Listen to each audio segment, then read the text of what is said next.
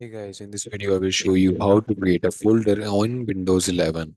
So first go to this PC or File Explorer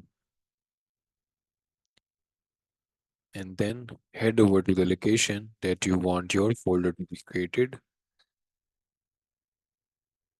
and then just open the disk and then right click on your mouse pad or your mouse and then go to new and then click on folder. So as you can see, the folder has been created. You can rename the folder. I will just rename it and click anywhere. So the folder has been created. Now there's another way to create a folder by clicking new right here on the top left. Click on this new button and then click on just folder.